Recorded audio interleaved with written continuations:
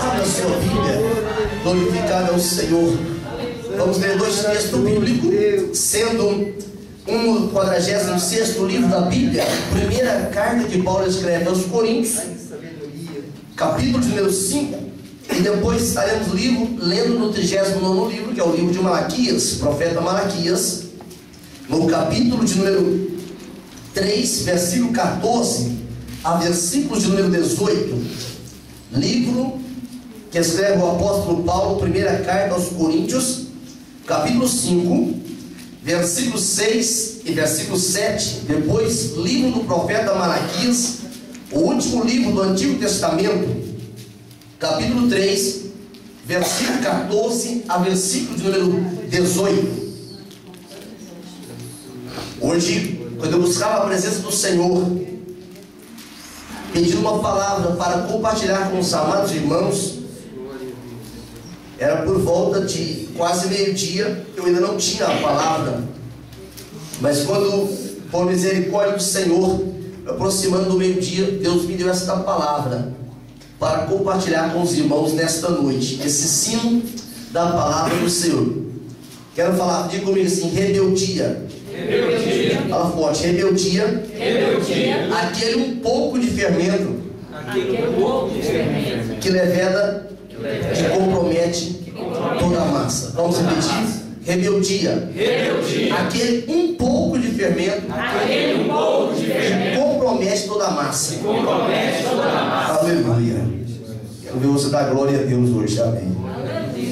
Aleluia. Já teve um. Glória a Jesus. Diz assim a Bíblia, 1 Coríntios capítulo 5, versículo 6 e versículo 7. Diz: não é boa a vossa jactância. Jactância significa vanglória, glória que nós construímos com nossas próprias mãos. Não sabeis que um pouco de fermento leveda a massa toda? Pergunta para o irmão que está do lado: não sabia que um pouco de fermento leveda a massa toda? Aí vem o conselho do apóstolo: lançai fora o velho fermento, para que sejais nova massa, como sois de fato sem fermento. Pois também Cristo, nosso Cordeiro Pascal, foi imolado. Agora o livro do profeta Malaquias, capítulo 3, versículo 14 a versículo de número 18. É o último livro do Antigo Testamento. Vai para Mateus, se tiver dificuldade, volta um livro, será Malaquias. A palavra Malaquias quer dizer meu mensageiro. Sabe-se muito pouco sobre o profeta Malaquias, exceto que ele é um dos profetas menores, e ele profetizou, tanto quanto Ageu, tanto quanto Zacarias, ele profetizou após o exílio. E é natural que, uma vez que ele está profetizando para Judá, é natural, tendo em vista a dimensão da profecia, que quando ele fala Israel, ele está apontando para Judá. Quando ele fala Israel, não é que há aqui um desacordo geográfico, uma vez que os estudiosos dizem que ele profetizou para Judá. É porque Israel fala do homem transformado, fala daquele Jacó modificado para encaixar, ser formado dentro do projeto de Deus. Diz a Bíblia assim, versículo de número 14: vós dizeis: inútil é servir a Deus, que nos aproveitou termos cuidado em guardar os seus preceitos e andar de luto diante do Senhor dos Exércitos. Ora, pois nós reputamos por felizes os soberbos, também os que cometem impiedade prosperam. Sim, eles tentam o Senhor e escapam. Então os que temiam ao Senhor falavam uns aos outros, o Senhor atentava e ouvia. Havia um memorial escrito diante dele para os que temem ao Senhor e para os que se lembram do seu nome. Eles serão para mim particular tesouro naquele dia que prepararei, diz o Senhor dos Exércitos. Poupá-los-ei como um homem poupa seu filho que o serve. Então vereis outra vez a diferença entre o justo e o perverso, entre o que serve a Deus e o que não serve. Diga comigo assim: um pouco de fermento leveda a massa toda. Mas você verá a diferença entre quem serve a Deus E quem não serve? Está sempre dando glória a Deus. Quanto é a sua vida aberta? Glória a Deus. Essa palavra fermento é certo em duas referências bíblicas. A palavra fermento no texto original é zume. A palavra fermento, de uma forma metafórica, ela poderia ser caracterizada como uma corrupção intelectual e moral inveterada. Coisa que é inveterada é aquilo que agarramos com unhas e dentes, vai envelhecendo conosco. A diferença é que a vista, ou aquilo que se percebe, é que o fermento, no contexto dessa metáfora, ele mostra de uma intenção de infectar os outros. É por isso que fermento é certo em Mateus 13:31 e Lucas 13:21, onde se fala da progressão do reino de Deus.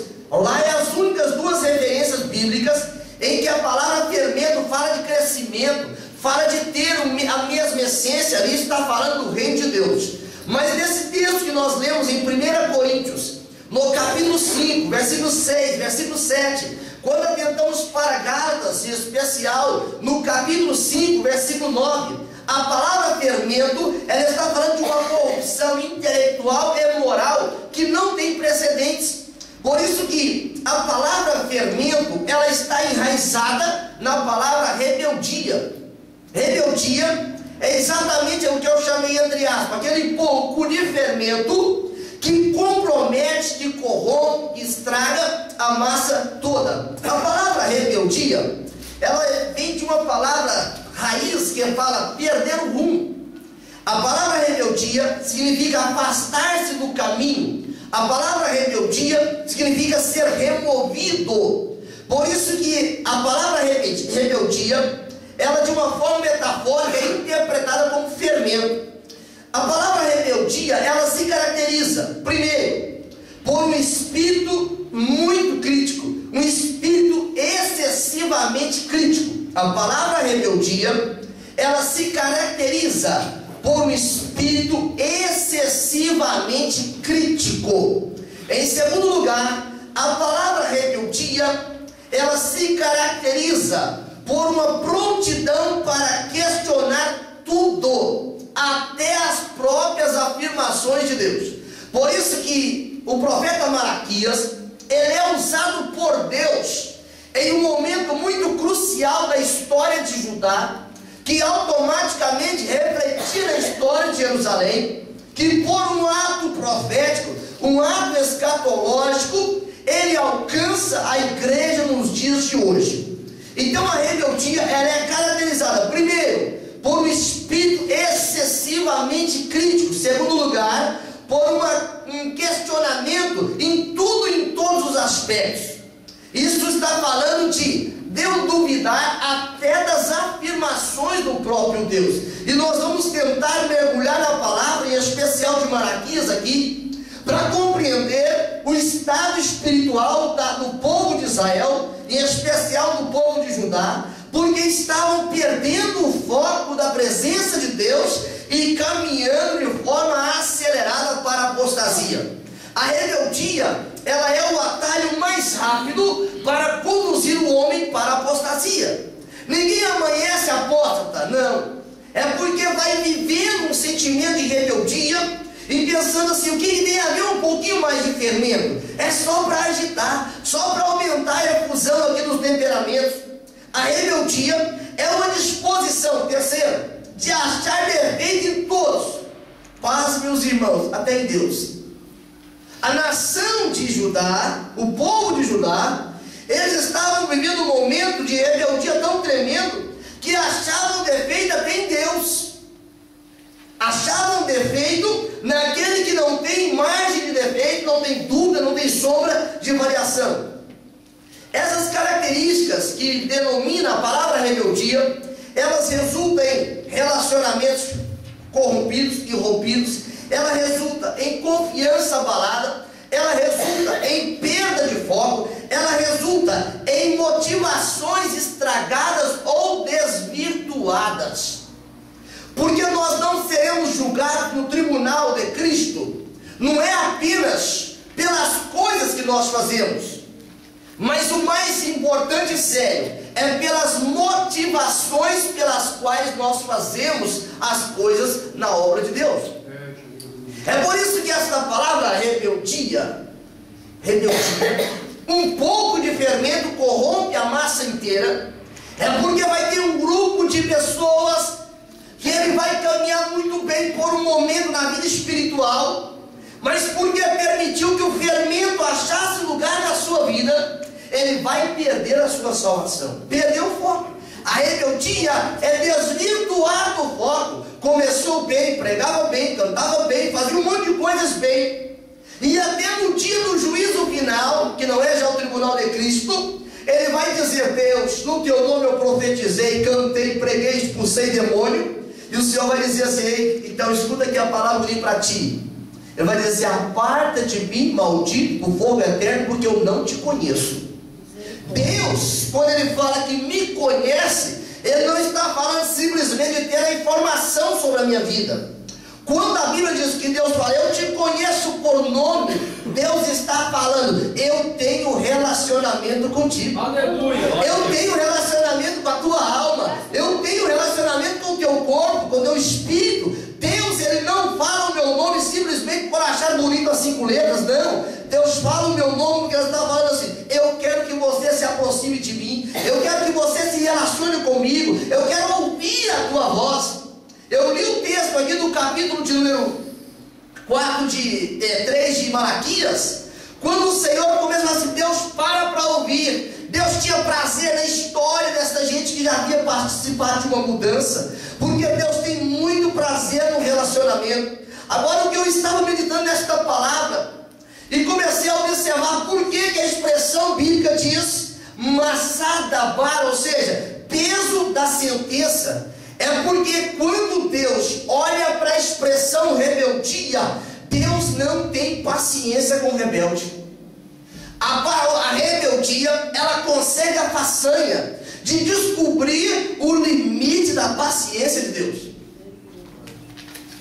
A rebeldia consegue encontrar o limite da paciência de Deus.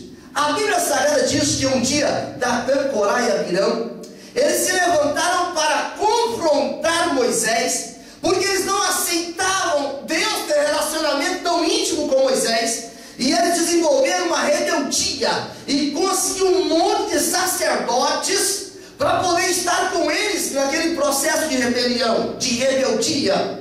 Mas diz a Bíblia que a terra abriu e engoliu os rebeldes, a casa dele, os filhos dele, os bens dele. É porque a rebeldia é exatamente um atalho muito rápido para a apostasia. E a apostasia engole os dons espirituais, a apostasia engole a salvação, a apostasia engole o perdão. Ela vai engolindo tudo de precioso que nós temos. É por isso que a apostasia é difícil alguém pegar um caminho de volta. É porque não acontece em um único fato, em um único momento. É fermento colocado sobre a massa, e aquilo extrapola, e aquilo incha, e aquilo gera outros sentimentos, que a rebeldia é mãe. Por isso que eu disse nessa noite esse tema: a rebeldia é um pouco, aquele pouco a mais de fermento que compromete toda a massa. Diz a Bíblia que o povo da promessa, eles estavam duvidando do amor de Deus. Em primeiro lugar, a rebeldia, ela produz uma cena terrível. Ela leva as pessoas a duvidarem do amor de Deus. O homem por nome de Malaquias, o profeta de Deus, nesse capítulo 1, versículo 2, ele traz uma expressão, o próprio Deus diz: em que nos tem amado, ou em que o Senhor nos tem amado. Quantas vezes alguém perde bens materiais, perde bens físicos, e começa a pensar: onde está o amor de Deus? Deus não me ama coisa nenhuma. Eu perdi um monte de itens, perdi um monte de bens. O povo de Israel, o povo de Judá em especial, que Malaquias profetiza para Judá, eles estavam questionando Deus: em que o Senhor nos ama? Mostra aí em que o Senhor nos ama. Duvidar do amor de Deus se caracteriza quando nós atrelamos o amor de Deus ao êxito nas coisas materiais. A Bíblia diz que o povo da promessa, eles estavam duvidando. Nós não podemos amar a Deus atrelado às coisas desta vida. Paulo diz, na primeira carta aos Coríntios, no capítulo 15, e o versículo de número 19, 15 e 19, se nós esperarmos em Deus apenas nesta vida, nós seremos os mais infelizes, outra versão, os mais miseráveis entre os homens.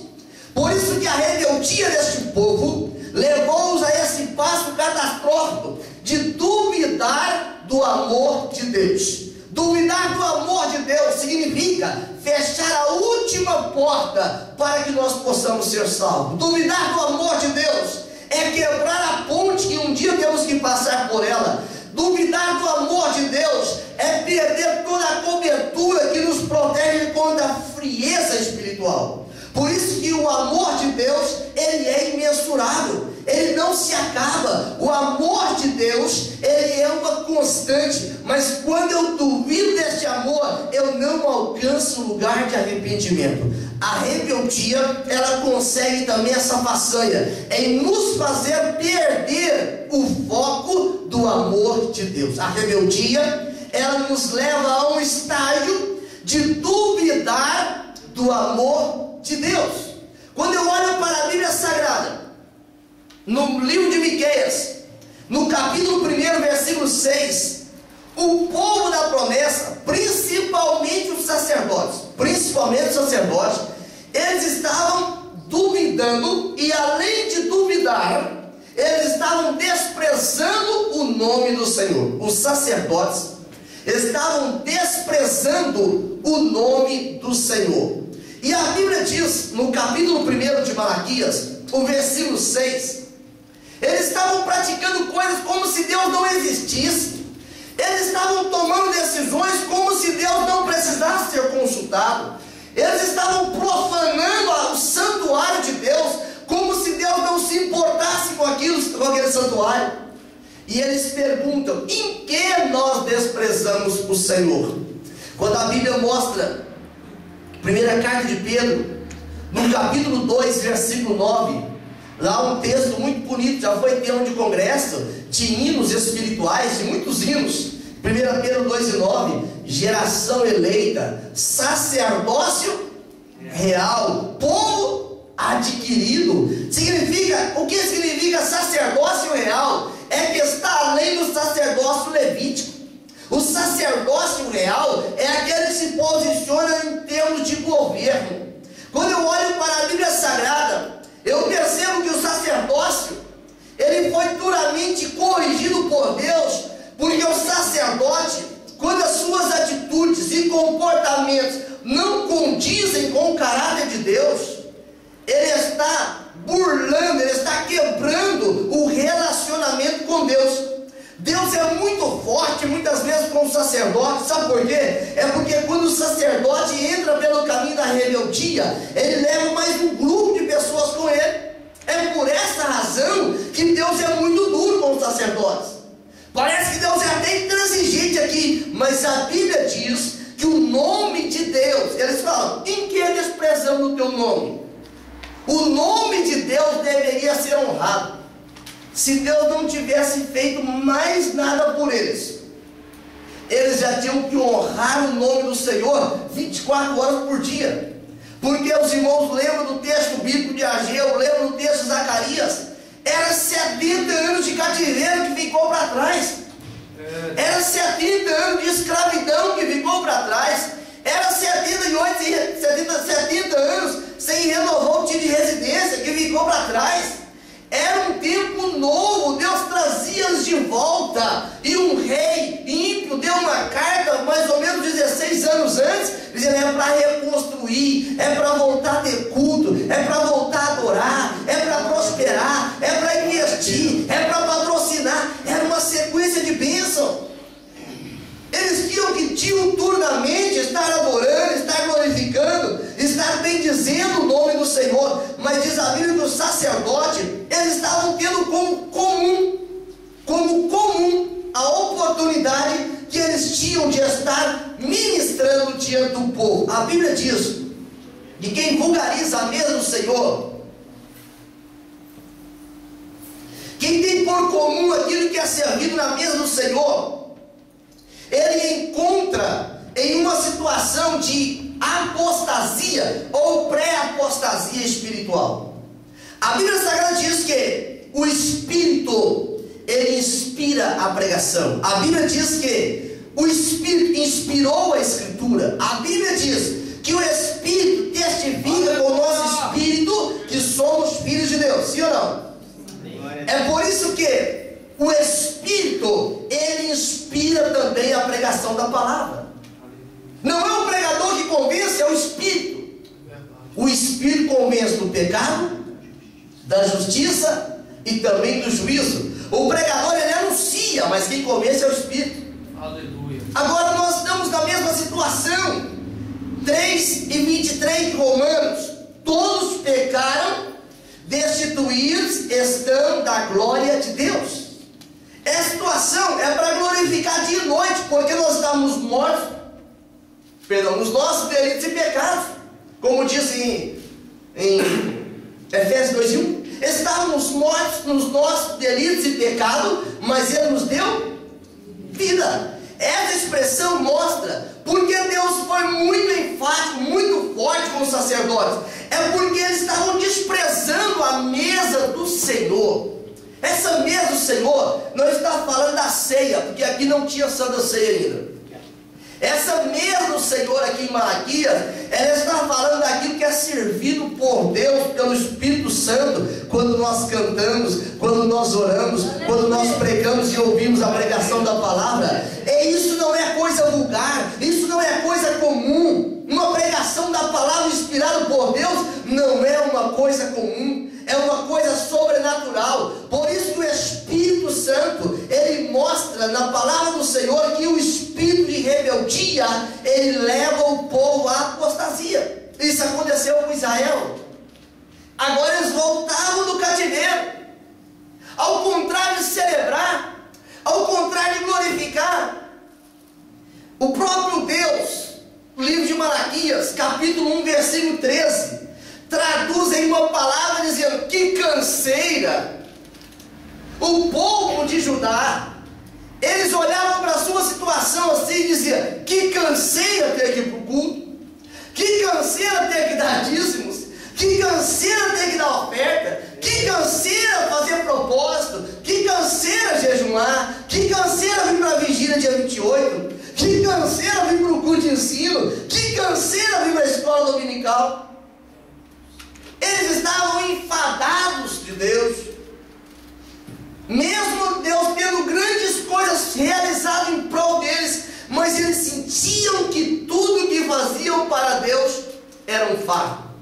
A rebeldia, esse pouco de fermento que leveda a massa inteira, tem criado um contingente de crentes descontentes em muitas igrejas. Quero acreditar que não tem nenhum aqui. Em muitos lugares, descontentes com Deus, achando que Deus deveria fazer mais para ele, mais por ele. Afinal de contas, Deus é tão poderoso. Deus está fazendo muito mais além daquilo que nós pensamos ou imaginamos. Paulo verbalizou esta palavra na carta aos Efésios, não sabe de cor, versículo 20, ele é poderoso para fazer infinitamente mais do que tudo que nós pensamos ou imaginamos, segundo o poder que opera em nós. Essa expressão bíblica mostra que a rebeldia, ela consegue extrair, jogar fora, lançar fora todo espírito de gratidão. E sabe o que os sacerdotes estavam fazendo? Eles traziam, não era o melhor para oferecer ao Senhor, eles traziam o dilacerado. Diz a Bíblia, eles traziam o coxo, eles traziam o enfermo. No contexto bíblico, o que quer dizer dilacerar o coxo enfermo? É tudo aquilo que não serve para nada, colocá-lo na presença do Senhor. Eu quero dizer para nós nesta noite, você que está ouvindo, está assistindo, diante do Senhor, Deus só aceita excelência, Deus só aceita o melhor. Sabe por quê? Porque Ele deu prova lá no Calvário de que Ele deu o melhor pela minha e pela sua vida. Imagine, os irmãos, se Deus tratasse-nos como nós oferecemos as coisas para Ele.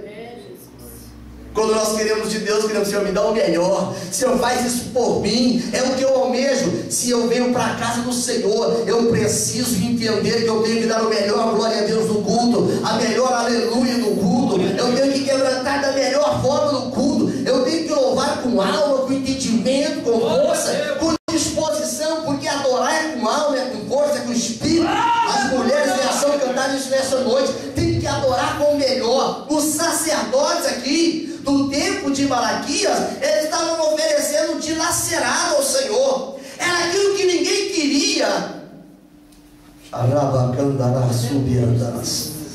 A Bíblia diz que o que eles ofereciam, se oferecessem para o governador, e olha que o governador aqui era Zorobabel. Zorobabel, ele nasceu lá na Babilônia. Era para dizer, Zorobabel não nasceu em Judá. Nem Zorobabel aceitaria aquilo.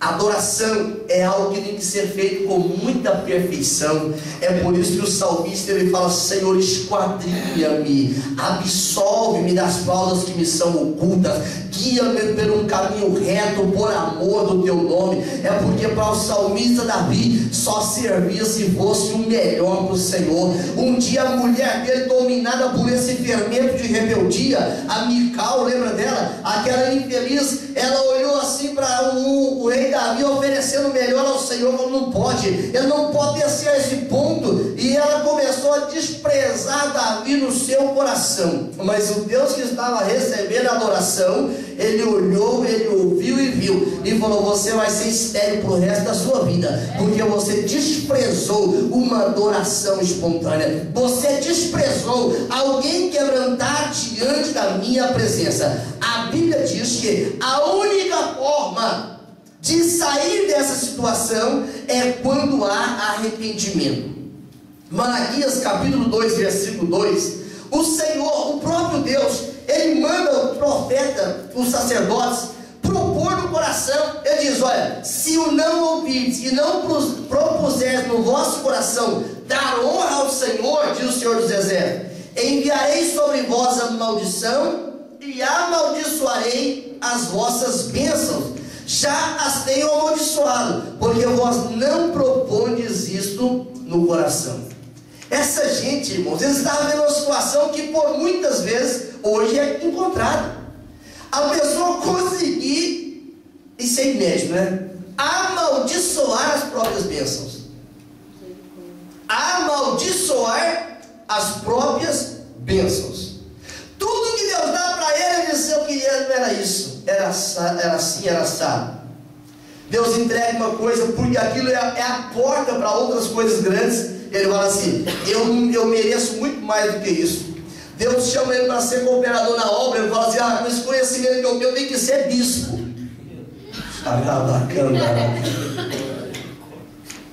Alguém chama ele para cantar no conjunto coral, no ciclo de oração, no jovem, e ele fala: a minha voz é muito melhor do que o grupo todo junto. Ele está lançando fora a sua bênção, está amaldiçoando a sua bênção. Ele clama a Deus: Deus, abre uma porta de trabalho para mim. Ele chega na entrevista de emprego, quando eles falam o valor que ele vai ganhar, ele fala: Deus me livre, eu não sou escravo para trabalhar assim. Está amaldiçoando a bênção que Deus deu. É lá que Deus vai te abençoar, é lá que Deus vai te fazer crescer, é lá que Deus vai te fazer prosperar. Aleluia, Jesus. A rebeldia é um pouco de fermento que compromete a massa toda. Uma vez eu fui trabalhar numa empresa, essa empresa mudou de administração e eu fui rebaixado de cargo. Eu era gerente, eu fui ser vendedor. Jeová falou comigo assim: fica descansado, eu que sou um abençoador, eu tenho te contemplado. Primeiro mês, meu chefe era de uma religião que não tem muita afinidade com o Senhor, nem com a palavra. Ele olhou para mim assim e falou assim: olha, vai ser do meu jeito. Eu falei: não vai ser do jeito de Deus, aleluia. Primeiro mês, ele era meu chefe, eu ganhei o dobro dele. Ele ficou nervoso, ficou ficou muito demoniado. No segundo mês o Senhor disse para mim: tem mais ainda, eu tenho mais para te abençoar. Aí eu ganhei já 3 ou 4 vezes mais do que ele. Meu Deus do céu, no final da história eu era o chefe dele. Por que Deus fez isso? É porque Deus, ele não aceita peitas contra o inocente. A Bíblia diz que horrenda coisa é cair na mão de um Deus vivo. O crente, ele não pisa nas pessoas. O crente coloca debaixo do joelho, porque se o indivíduo quiser levantar, vai te colocar de pé. Amém? Dá glórias ao nome do Senhor, porque Deus é assim. O profeta Malaquias, por que a palavra é forte contra os sacerdotes? É porque da boca dos sacerdotes é que o povo tem que buscar a instrução. O sacerdote, Deus não te chamou para sacerdote só para você ficar bonitinho dando glória a Deus no culto. Não, irmão, não foi assim não. Deus te chamou para que você seja cheio do conhecimento de Deus. A Bíblia Sagrada diz no livro do profeta Malaquias, no capítulo 2, versículo 7, versículo 8, que o homem, o sacerdote, ele tem que ter o conhecimento de Deus, porque o povo vai buscar instrução da boca dele.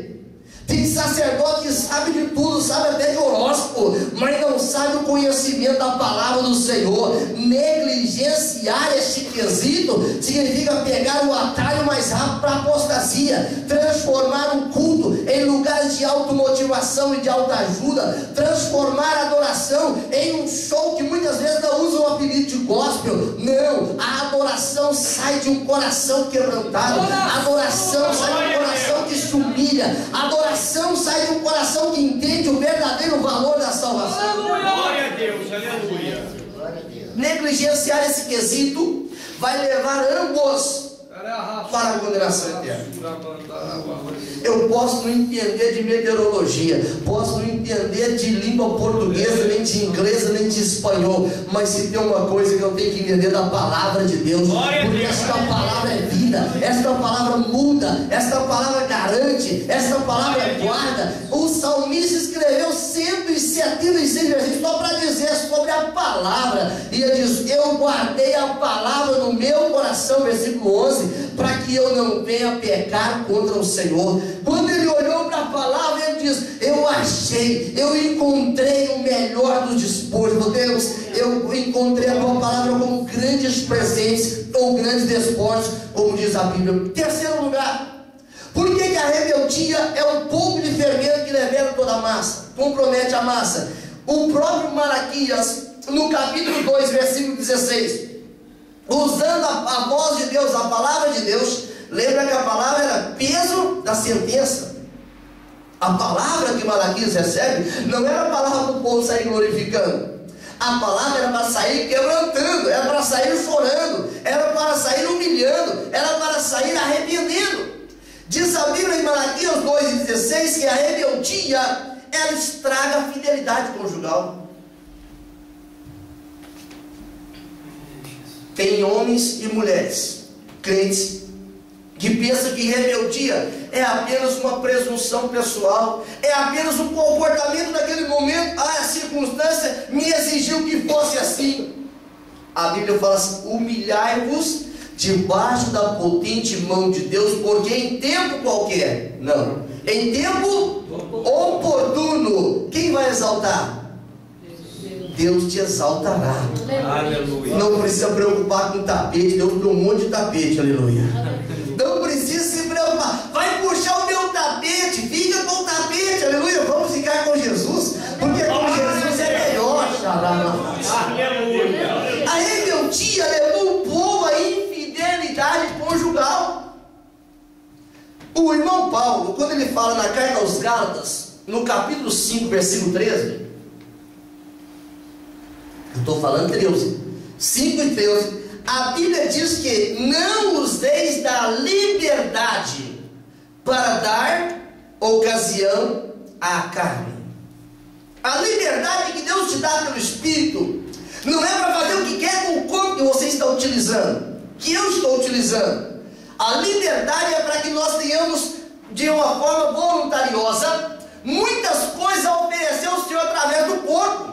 Esse corpo, quando eu levanto as mãos, estou me rendendo a Deus. Esse corpo, quando eu caminho para casa, o Senhor dizendo assim: Jeová é forte, o Senhor é poderoso. Aquela hora que eu dobro o joelho, aleluia. Quem dobra diante de Deus, eu disse aqui um dia, ele não tem que se dobrar diante da circunstância, ele não tem que se dobrar diante dos problemas, porque ele caminha por território que ele não consegue resolver. Chama impossível. Impossível é um território que só Deus sabe trilhar, só Deus entende a temperatura, só Deus entende a logística. Mas Deus conhece palmo a palmo de todos os terrenos existentes na terra. Deus conhece todos os relevos espiritual. O apóstolo Paulo, ele fica tão, eu vou falar que é uma ilha santa aqui, ele fica tão irado no versículo 12 da carta de Gálatas, capítulo 5, que ele fala assim: olha, todavia, no texto original a palavra é todavia, outrem, quer dizer, todavia, eu gostava, como diz o português, que se mutilassem. Mutilar é amputar, né? Cortasse as pernas de quem vos incita à rebeldia. Paulo está nervoso? Não, isso é zelo. Zelo pela obra de Deus. Quando as pessoas têm a coragem, isso tem que ser muito mais homem que eu. Ele tem o atrevimento de cortar a noiva de Cristo. Alguns meses, um ano mais ou menos, eu estava em uma empresa e chegou um indivíduo lá que é pastor. E ele fez questão que eu perguntasse se ele era pastor. Eu perguntei. E eu disse: você é pastor, então onde? Tal lugar? Falou assim: não, eu tenho uma igreja. Aí na hora eu pensei: concorrente de Jesus, eu prefiro ficar na igreja que vai morar no céu, a igreja de Jesus Cristo, que tem a marca da promessa, a marca da aliança, o sangue vertido na cruz do Calvário. Sabe quem é o pastor por excelência? Chama Jesus Cristo de Nazaré. Nós somos apenas ministros de Deus, serviçais da obra de Deus. E se Deus nos chamou só para uma finalidade: edificação da igreja. Quem edifica não é o dono, quem edifica são os serviçais. Não é assim que acontece? O pedreiro trabalha, o servente trabalha, o carpinteiro trabalha, o eletricista trabalha, mas no final das contas o dono pega a chave e fala assim para a mulher: arruma as coisas, vamos mudar para casa, a nossa casa. Por que isso? É porque ele é o dono. Essa expressão que o profeta Malaquias, melhor dizendo, ele verbaliza, ele está falando, ele fica despertado, porque a rebeldia não é simplesmente uma iniciativa. Não, a rebeldia é um pecado que lança o homem e a mulher no inferno. A rebeldia tem esse poder de lançar o homem e a mulher no inferno. O próprio Deus, nesse texto de Malaquias, capítulo 2, versículo 17, ele diz: vocês me enfadam com a oração de vocês. E o povo de Judá fizeram uma pergunta: em que nós enfadamos ao Senhor? Aí Deus falou assim: quer saber mesmo? Vou explicar. Vocês fazem as coisas más e querem passar por bonzinhos, dá lição de moral, fala um monte de coisas, porque quer passar por bonzinho. Mas os olhos do Senhor, Ele conhece o que é uma rebeldia. A rebeldia transforma as nossas orações em enfado aos olhos de Deus. Deus olha para aqueles grupos de sacerdotes, grupo de pessoas que era para adorar assim, de dar 15 para as 3 de alegria, era para adorar com muita ênfase, e eles começam a enfadar a Deus porque faziam algo que abominava a Deus e pensavam: no dia da ceia eu peço perdão, quando passar 10 anos está tudo perdoado. Perdão não é comprado com tempo. Perdão tem que colocar diante do Senhor as nossas fraquezas, as nossas limitações, as nossas faltas, as nossas falhas, e suplicar por misericórdia. Tem pessoas que incorrem no erro de pensar assim: eu posso pecar 10 anos, depois eu peço perdão, está tudo resolvido. Perdão não é fruto da imaginação, arrependimento não é fruto emocional, arrependimento é uma ação direta do Espírito Santo, que fala assim: você errou, você pecou. Olha, irmão, eu vou dizer uma coisa para você nesta noite: existe um monte de pessoas, eu quero acreditar que não tem nenhum, mas que existe um monte de pessoas em igrejas frequentando e que não vão ser salvos. Sabe por quê? É porque ninguém nunca confrontou ele com o ele pratica, com o pecado que ele adula, com o pecado que ele abraça no seio. A igreja que vai morar no céu não é uma igreja que vive na prática do pecado, mas é uma igreja que tem nojo do pecado, que repudia o pecado, que volta as costas para o pecado e se estriba na misericórdia de Deus. Por isso que a rebeldia é um pecado condenável ao extremo aos olhos de Deus. Em quinto lugar, a rebeldia é um pecado quase imperceptível. A rebeldia é um pecado quase imperceptível por alguém que pratica. Veja bem que Malaquias, no capítulo 3, versículo 7, a parte B, ele usa assim, ó: em que havemos de tornar? Deus está falando assim: eu quero arrependimento, eu quero confissão, eu quero quebrantamento. Em que havemos de tornar? Se fosse mineiro, vai estar chamando Deus de bobo. Deus conhece o interior do coração. Deus conhece a raiz da nossa capacidade de pecar. Deus conhece o nosso íntimo. Mas essa gente aqui, por isso que o apóstolo Paulo, na primeira carta aos Coríntios, capítulo 5, versículo 6, ele fala: ei gente, não é boa a vossa jactância. Paulo não estava falando para pessoas desviadas. Paulo não estava falando para homens incrédulos. Era para a igreja de Corinto. Só para refrescar a memória, a igreja de Corinto era uma igreja que tinha todos os dons espirituais. Era perfeita? Não. Cheio de defeitos, cheio de fraquezas, cheio de problemas. Mas era uma igreja que estava na olaria de Deus. A igreja que vai morar no céu não está pronta. Ela está sendo trabalhada diuturnamente. Se você conseguir perceber que está respirando, você está no lugar certo de ser trabalhado por Deus. Porque a rebeldia é um pecado que não dá para sentir com muita facilidade. Rebeldia tem sinônimo de é o meu direito, é a minha escolha. Deus que escolhe onde nós vamos servir. Quem se alista no exército, ele não alista e fala assim: primeiro dia eu quero falar com o general. General, é o seguinte, eu tenho alergia com o pé na terra, viu? Olha, general, para mim só serve se for assentado com ar condicionado de 18 graus. Olha, general, para mim eu quero arma que nunca foi utilizada. General, farda, então eu quero ser o primeiro a inaugurar. Eu nunca vi um soldado ser assim. Eu nunca vi um soldado exigir isso. Mas eu já vi soldado pagando até para conscrito. Por quê? Porque lá ele tem que aprender a disciplina.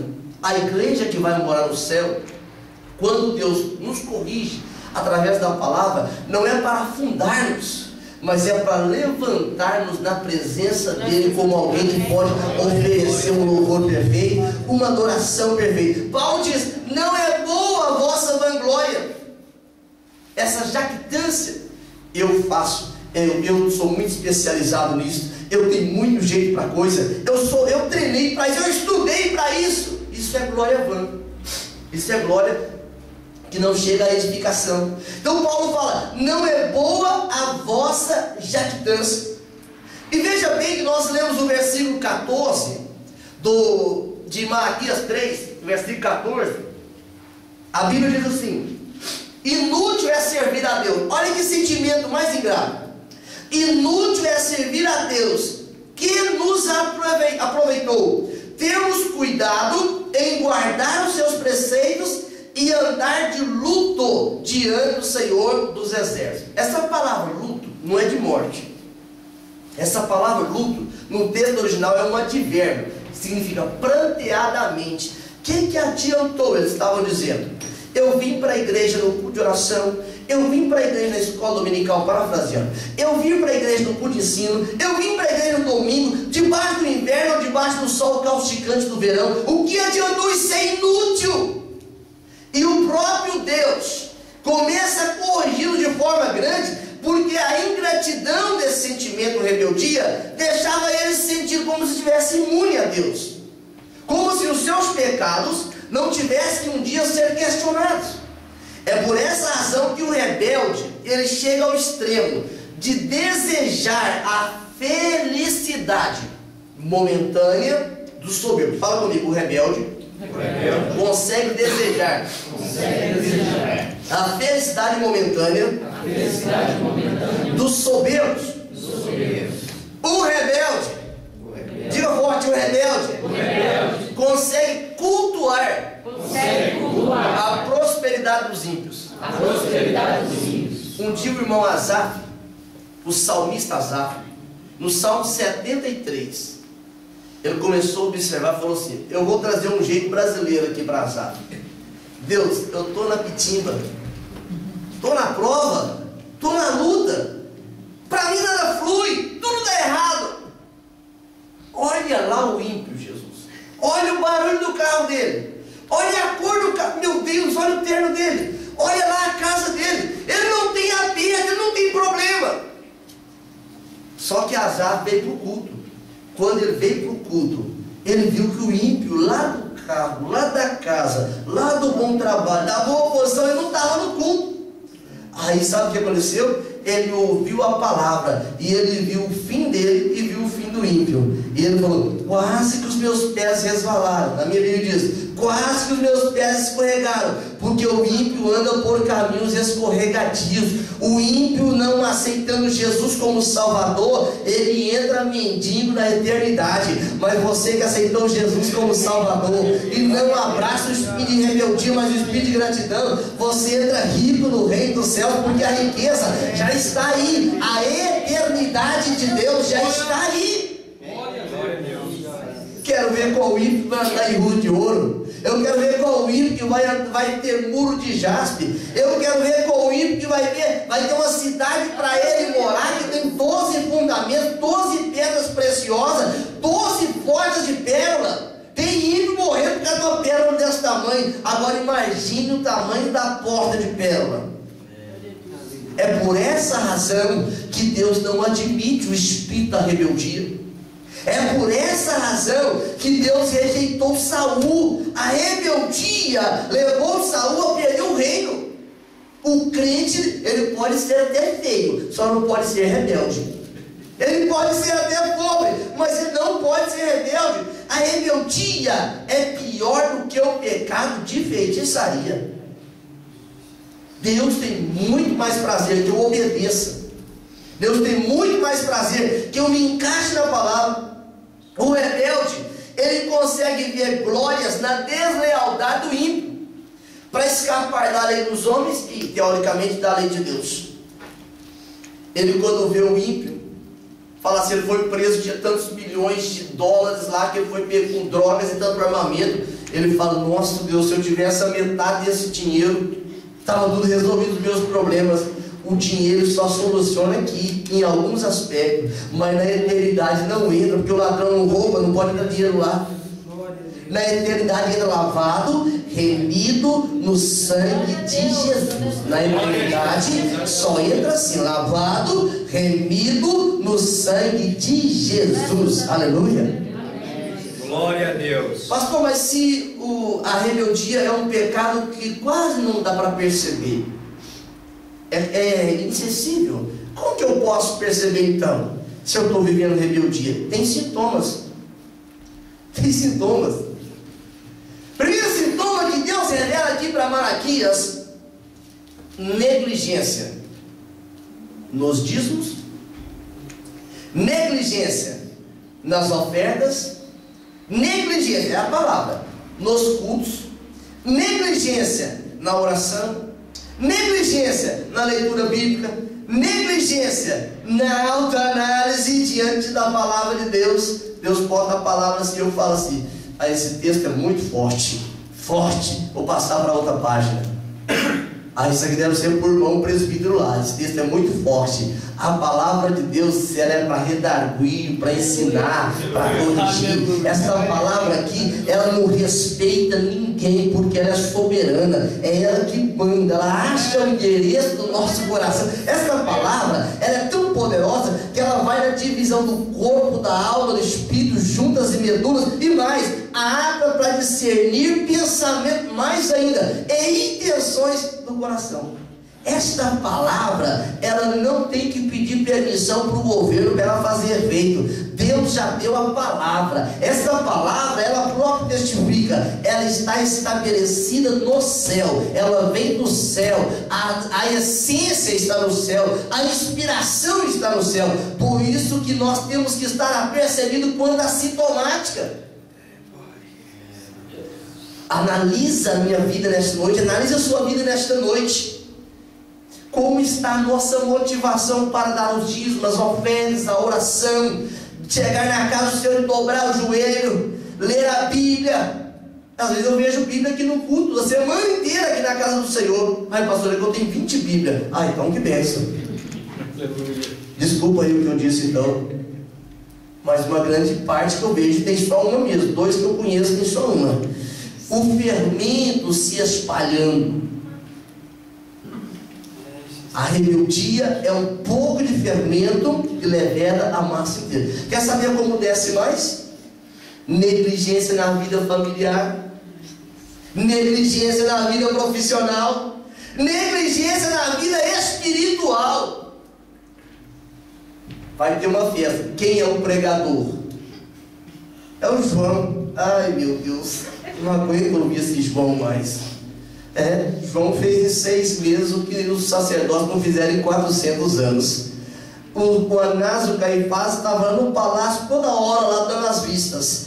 Mas diz a Bíblia em Lucas 3:2 que a mensagem encontrou João lá no deserto. E quando perguntava a João, quem é você? Elias é um profeta, você não, sou a voz do que clama. Ele não tinha nenhuma conotação diferente disso, sabe por quê? É porque não podia ser rebelde à profecia dada por Malaquias. Eis que eu enviarei o meu Elias, ele vai adiante de vós. E no momento em que as famílias estavam destroncadas, desalicerçadas, diz a Bíblia que Deus usou Malaquias para profetizar. Vai trazer o coração dos pais, dos filhos aos pais, vai ter restauração familiar. Glória a Jesus. Por que a rebeldia é o pecado que leveda a massa inteira? É porque desde, eu não é da minha época, mas eu li essas histórias, eu li isso na história. Os hippies com o movimento de liberdade, é isso e mais um monte de coisas, estavam aprisionados por Satanás, debaixo de algemas. Olhava para um e falava assim, rebeldia, olhava para outro, rebeldia. Sabe por que um monte de gente bagunça o cabelo tudo, põe um monte de piercing, um monte de coisa para chamar a atenção? Isso é rebeldia. É porque está andando na contramão do projeto de Deus. Pastor, já está duro demais, não é a palavra. Amém. Eu tenho compromisso com a palavra. A minha história é com Deus, aleluia. Os que temem ao Senhor não cultivam espírito de rebeldia. Filhos rebeldes falam que os pais não sabem nada. Os pais deveriam sair da frente deles porque eles são muito evoluídos, eles estão muito desenvolvidos. É por essa razão que caminham de forma mais apressada para o abismo. Eles chegam ao ponto de achar que é dono da situação, viver gravidez indesejáveis, fora de tempo, fora de preparação, porque a ingratidão, a rebeldia que levou à ingratidão, levou-os ao fundo do poço. Mas esta palavra, ela é poderosa para tirar do fundo do poço, aleluia. Quantos pais e mães chorando, dizendo, vou levar meu filho no psicólogo, lá no psicopedagogo, traz ele para o culto de ensino, porque a palavra de Deus muda. Os que temem ao Senhor, eles jamais cultivam o espírito de rebeldia, e o próprio Deus testifica deles. Nós lemos aqui na leitura antes da mensagem, ou introdutória da mensagem, Malaquias 3:16. Olha que coisa gloriosa. Deus disse assim, então os que temiam ao Senhor, Deus está dizendo isso, falavam uns aos outros, o Senhor atentava e ouvia. Vou fazer uma pergunta, você não precisa responder para mim.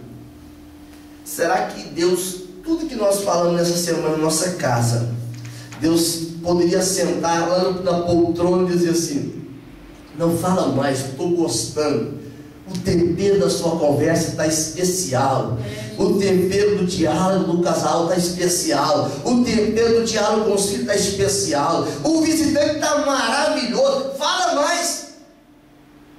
Os que temem ao Senhor, diz a Bíblia assim, Deus atentava e ouvia. Por que Deus atenta e ouve? É porque Ele está escrevendo um memorial.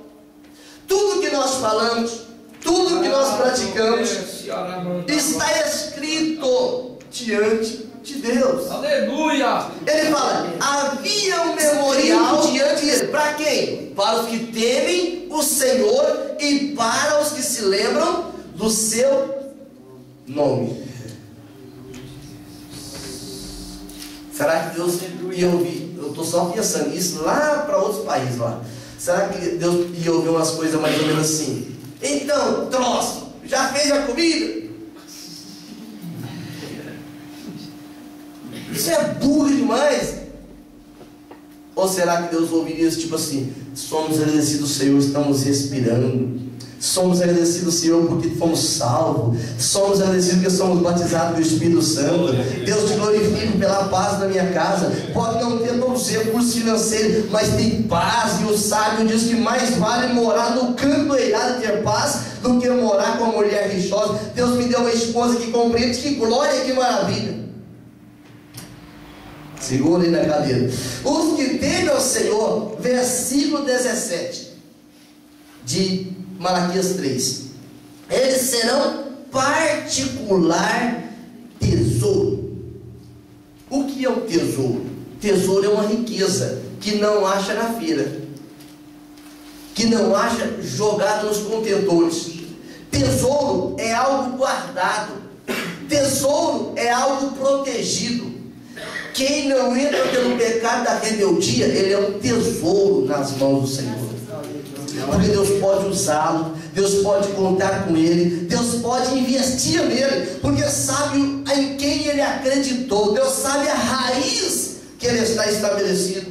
Amém. É por essa razão que Deus diz, eles quem? Essa gente que estava conversando conversas sadias, conversa que agradava a Deus, conversa que gerava alegria no coração de Deus, diz, eles serão para mim um particular tesouro. Se nós atentarmos olhando aqui do púlpito para aí, tudo santo. Se nós sairmos em muitos lugares aí, se a pessoa não estiver muito estragada pelo mundo, parece ser santo também. Mas diz a Bíblia que vai chegar um dia, Malaquias 3,18, ele dá a base para essa interpretação, em que verão a diferença entre quem serve a Deus e quem não serve. Antigamente, na Igreja Assembleia de Deus, era conhecido muito as irmãs por causa do traje, era um padrão. Hoje todas as coisas mudaram, mas no dia do arrebatamento, e alguns que usavam os trajes bem bonitinho mesmo, nem era salvo, mas no dia do arrebatamento, o Senhor sabe quem é dele. Existe um negócio que dá no ferro, chama ferrugem, não é?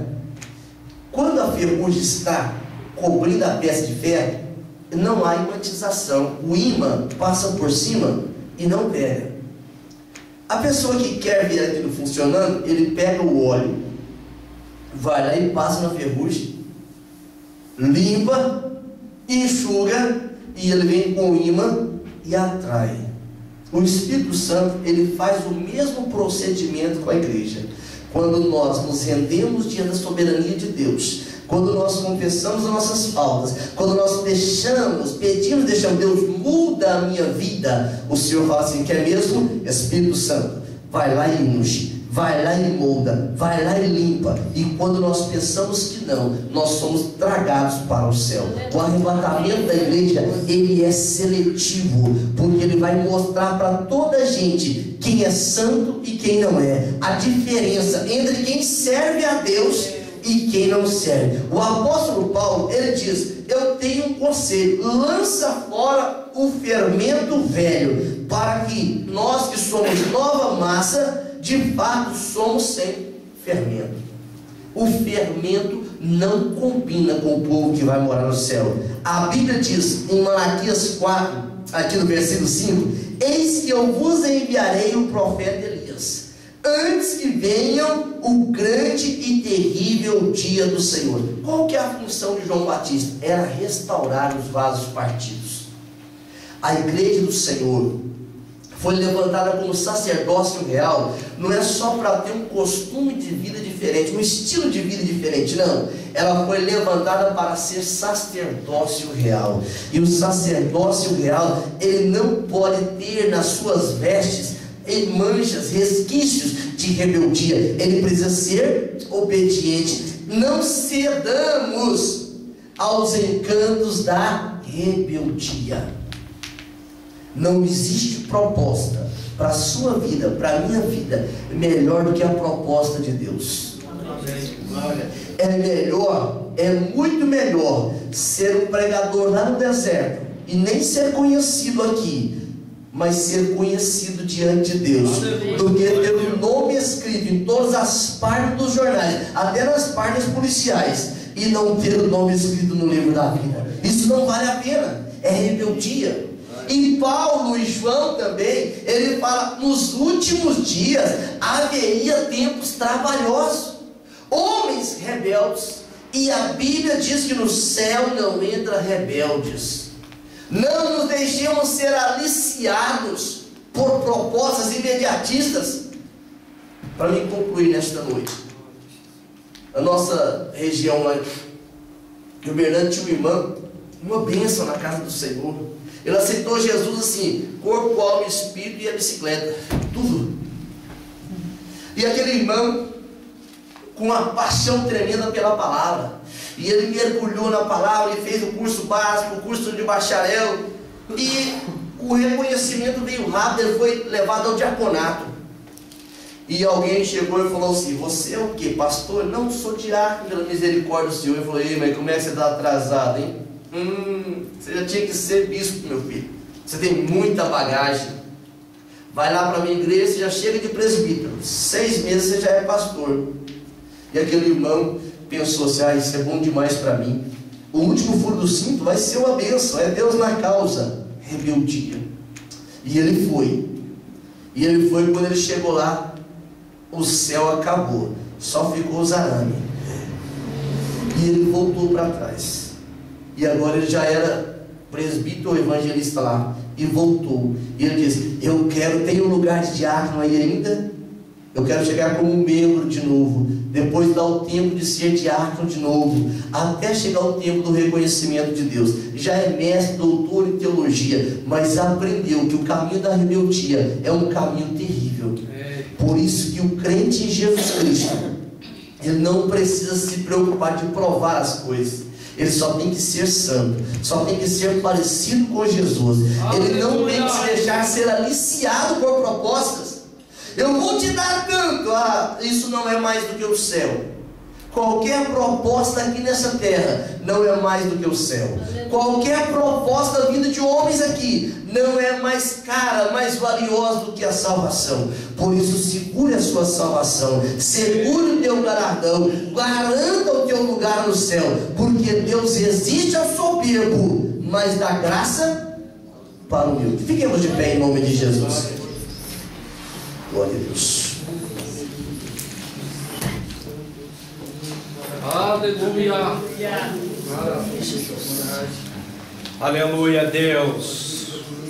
Glória a Deus. Bendito és o teu nome, Senhor Jesus. Não sabeis que um pouco de fermento leva a massa toda? Lançai fora o velho fermento, para que sejais nova massa, como sois de fato, sem fermento. Pois o maior é que Cristo, ele foi imolado, o nosso Cordeiro Pascual. Cristo pagou o preço pela sua alma, pela minha alma. Amém? Pai Santo, nós te louvamos nesta noite pela tua palavra, Senhor. Te glorificamos, Senhor, por aquilo que o Senhor tem confiado para entregarmos à igreja nesta noite. Senhor, eu te louvo pela oportunidade de ser fiel, Senhor, a vocação celestial.